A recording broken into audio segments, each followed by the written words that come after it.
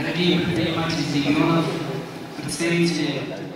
Бул жылы өтүп жаткан Бишкек инвестициялык форумдун негизги максаты Борбор Азия өлкөлөрүндөгү ишкердик байланышты бекемдөөгө багытталган. Ал үчүн форумга 1,5 миңден ашык ишкер, атайын 10 өлкөнүн бизнес делегациялары, стартап ээлери жана потенциалдуу инвесторлор чакырылган. Мындан сырткары жергиликтүү жана чет өлкөлүк компаниялардын товарларын, кызматтарын көрсөткөн көргөзмөлөр уюштурулган. Орта Азия өлкөлөрү өз ара карым-катнашты бекемдөө жаатында.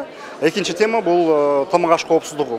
Акыркы 20 жылдан бери десек болот, 2 жылдан бери ковидтин натыйжасында, эч жакындагы орус-украин согушунун натыйжасында бүгүнкү күндө жалпы эле дүйнөдө делиши кошумча нарык чындырчасы деп болот. Баардык өлкөлөрдө бүзүлдү да.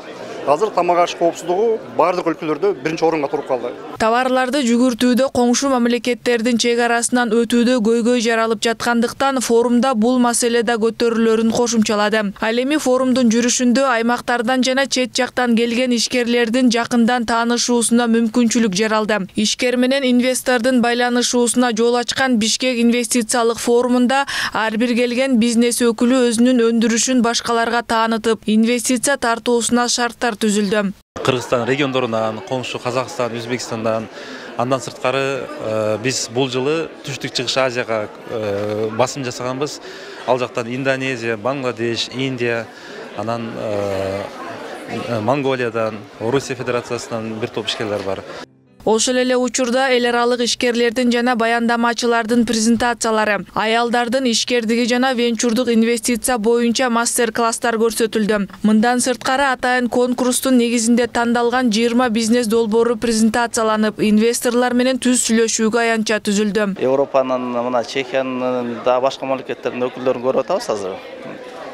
Мен ошо каалап кетер элем, бүгүн ишкерлер өзлөрүнө өнөктөш таап, кичинекей компаниялар, орто компания, ортолор, чоң компания болуп, ошо өнүгүүгө ошол форум жардам берет деген ойдомун. Бүгүнкү форумга Codify IT тармагынын негиздөөчүсү Динара Руслан да келген. Ал Кыргызстанда 2-3 жылда революция болгондуктан инвесторлор келүүдөн кооптонорун. Бирок ал жетектеген тармак IT форматында болгондуктан эл аралык инвесторлор менен иштешүүгө мүмкүн экенин айтат. Биздин мындай жакшы эмне болду, биз деген IT тармагында иштейбиз, IT индустриясы. Ошон үчүн бизге международный инвесторлор ишенип, 1,5 миллион инвестиция берип, 6 миллион оценка берип, азыр биздин ушу продукттарыбыз Codify LMS уже 7 өлкөдө иштеп атат.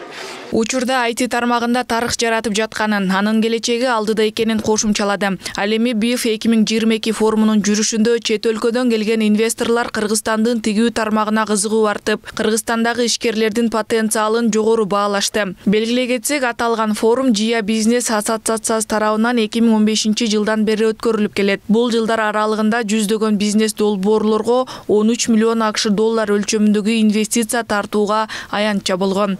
Акылай Маратова, Бекназар Арыкбаев, Нью ТВ.